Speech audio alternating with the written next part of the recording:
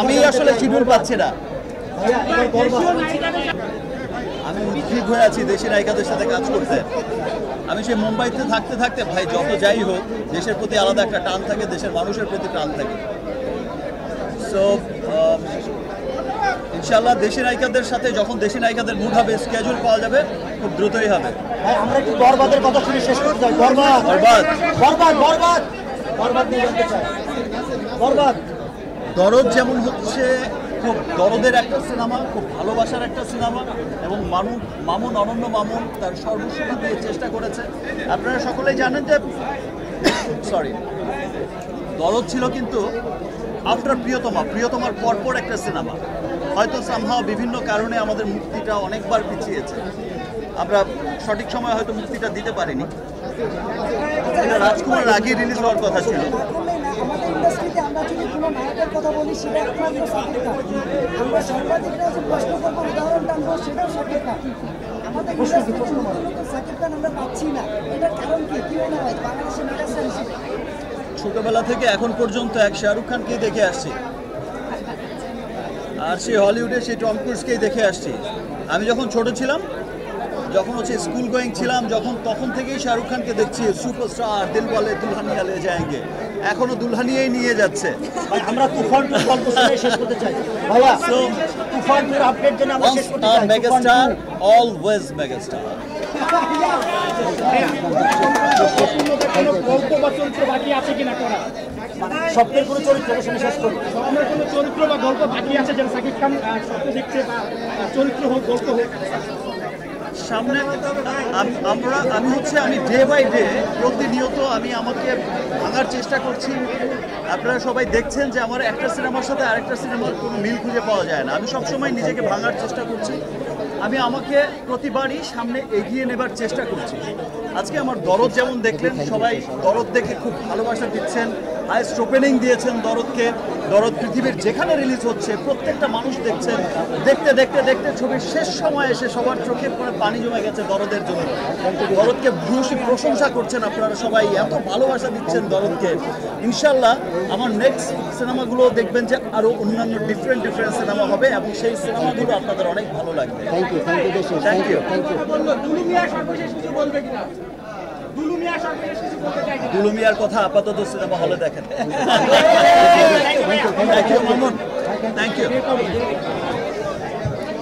Thank you.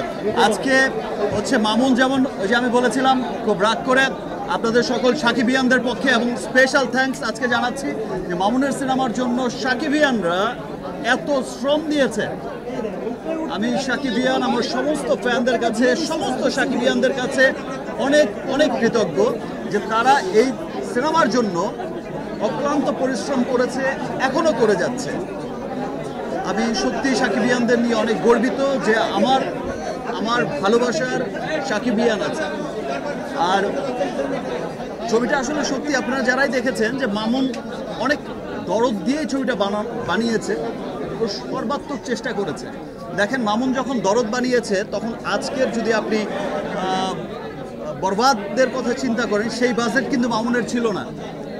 Day by day কিন্তু budget increase করেছে। আপনি যখন আজকে দরদ বানিয়েছে মামুন, তখন কিন্তু তুফানের বাজেটও মামুন পায়নি। এটা তুফানের বাজেটের সিনেমাও ছিল না। আমি আগেও বলেছি, আমি ডে বাই ডে কিন্তু আমরা ইনক্রিজ করছি, ডে বাই ডে আমরা সামনে এগিয়ে যাচ্ছি। আপনারা তুফান দেখেছেন, খুব ভালো লেগেছে, ছিল সর্বোচ্চ বাজেটের সিনেমা তৎকালীন সময়। আপনারা যখন বরবাদ দেখবেন সামনে, বরবাদ দেখে বলবেন ওয়াও এ কি দেখলাম, সেটা মনে হবে যে তুফানের চাইতে ডাবল বাজেটের সিনেমা। আবার বরবাদের পরে যে সিনেমা দেখবেন সেটা মনে হবে ওয়াও ম্যান এটা কি দেখলাম, এটা তো আরও অনেক বড় বাজেটের সিনেমা। লোক, একটা সময় ছিল যখন দেবদাস হয়েছিল বলিউডে 50 কোটি টাকা দিয়ে, তখন আমরা সবাই পাগল হয়ে গেলাম, পুরো বলিউড অস্থির হয়ে গেল। 50 কোটি রুপিতে সিনেমা, আর আজকে 1000 কোটি রুপিতে তাদের সিনেমা বানায়, বিজনেস করে তারা হাজার কোটি রুপি একটা সিনেমায়। তো সেই 50 কোটি কিন্তু এখন খুব ছোট্ট অ্যামাউন্ট হয়ে গেছে, সেই 100 কোটি এখন একটা স্টার রেমুনারেশন হয়ে গেছে। ইনশাল্লাহ এমনও একদিন আসবে যেদিন মনে হবে যে তুফানের বাজেট যেমন বরবাদ ক্রস করেছে, বরবাদের বাজেটও মনে হবে খুব ছোট্ট বাজেট ভাই একটা সিনেমার জন্য। ইনশাল্লাহ আমরা সেই দিনের অপেক্ষা করছি, এবং সেই দিনের জন্য গ্লোবাল মার্কেটের জন্য পুরো ওয়ার্ল্ড মার্কেটের জন্য আমরা কাজ করে যাচ্ছি, আমরা কাজ করে যাব।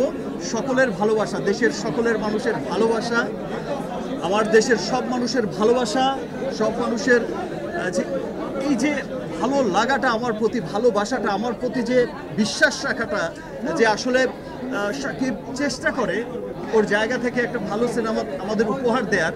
এই যে দেশ বিদেশে রিলিজের প্রথম দিনই যে সবাই এই এতটুকু বিশ্বাস করে, যে আমাকে বিশ্বাস করে ছবিটা দেখতে যায়, এটা আসলে আমার কর্তব্য। আমাকে আমার কর্তব্যের প্রতি আরও অনেক, মানে আমার কাছে তখন মনে হয় যে না, আমাকে ভালো কাজ করতেই হবে। সেটা যদি পুরো বছরে হয় একটি সিনেমা, সেই একটি সিনেমায় আমাকে ভালো কাজ করতে হবে। বিকজ আমার দেশের মানুষ, আমার সকল সাকিবিয়ান পুরো পৃথিবীতে ছড়িয়ে আছে যত বাঙালি, আমাকে বিশ্বাস করছে যে আমি একটি ভালো কাজ উপহার দেব। আমি আমার সর্বোচ্চ দিয়ে চেষ্টা করে যাব। থ্যাংক ইউ, আবার দেখা হবে। Thank you everyone.